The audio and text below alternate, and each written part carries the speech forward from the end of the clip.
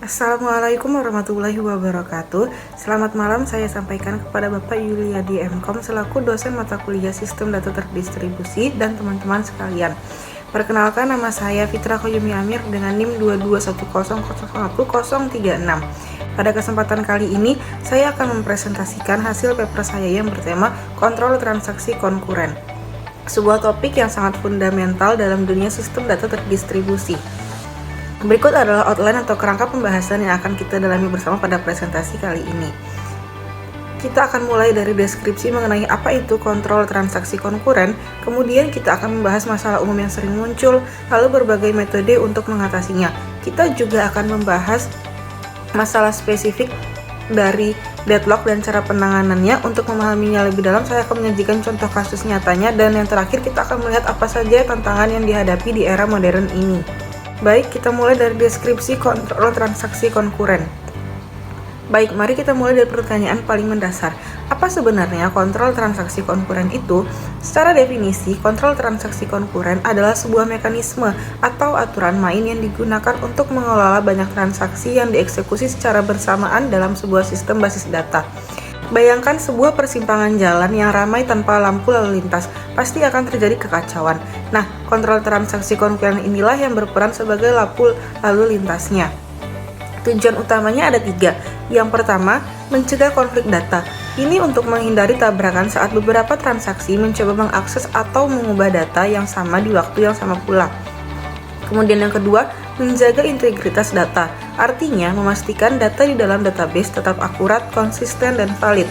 Kemudian yang ketiga, mencapai serializability. Ini adalah konsep kunci, di mana hasil akhir dari semua transaksi yang berjalan paralel harus sama persis seolah-olah transaksi tersebut dijalankan satu persatu secara berurutan.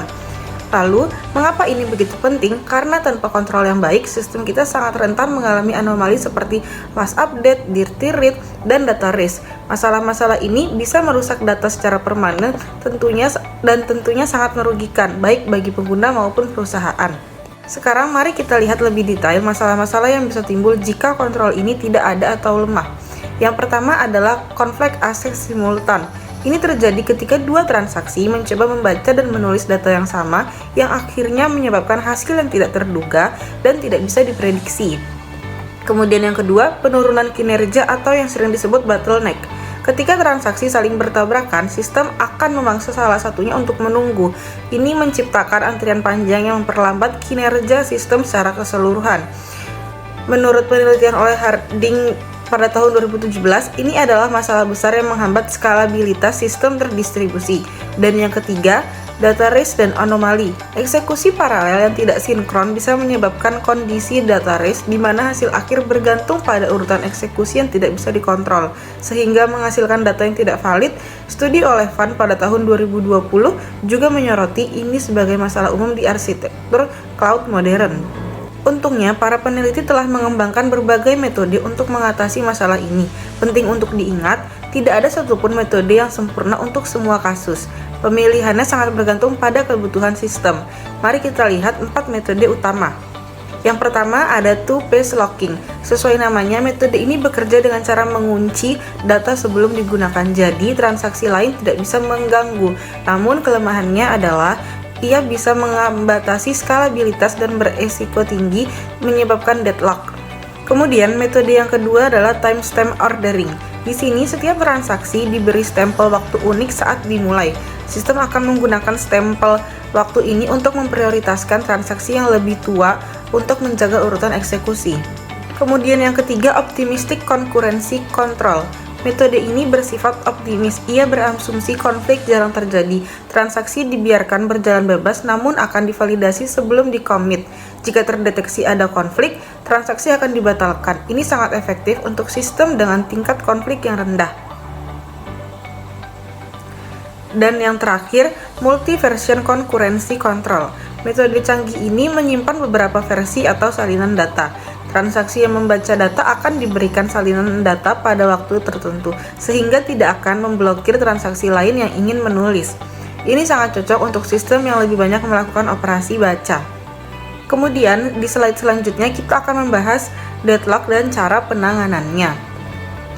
Salah satu tantangan terbesar dalam metode berbasis locking adalah deadlock. Jadi, apa itu deadlock? Deadlock adalah sebuah kondisi buntu di mana dua atau lebih transaksi saling menunggu satu sama lain untuk melepaskan sumber daya yang sedang mereka pegang. Karena saling tunggu, tidak ada satupun transaksi yang bisa melanjutkan eksekusinya. Adapun beberapa strategi untuk menanganinya, yang pertama adalah pencegahan dengan protokol.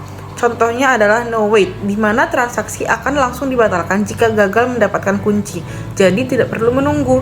Ada juga wait die, yaitu menggunakan timestamp. Transaksi yang lebih tua boleh menunggu, sedangkan yang lebih muda harus mati atau dibatalkan. Pendekatan kedua yang lebih modern adalah pendekatan kolaboratif. Pendekatan kedua yang lebih modern adalah Cooperative Concurrency Control. Metode ini digunakan di lingkungan fog cloud dan bekerja dengan cara menggunakan prediksi dan kerjasama antar node untuk menghindari kondisi saling tunggu bahkan sebelum terjadi. Untuk membuatnya lebih nyata, mari kita lihat sebuah studi kasus dari O'Neill pada tahun 2020 mengenai sistem database terdistribusi di sebuah kampus. Masalah yang mereka hadapi adalah terjadinya konflik saat transaksi pembaruan nilai mahasiswa dan transaksi pembayaran SPP yang berjalan serentak. Risikonya jelas, nilai bisa hilang atau data pembayaran menjadi tidak konsisten. Solusi yang mereka terapkan adalah metode kombinasi. Mereka menggunakan two-phase locking untuk menjamin akses eksklusif ke data dan timestamp ordering untuk menentukan prioritas eksklusif. Mereka juga melengkapinya dengan recovery lock untuk mengatasi jika ada transaksi yang gagal di tengah jalan.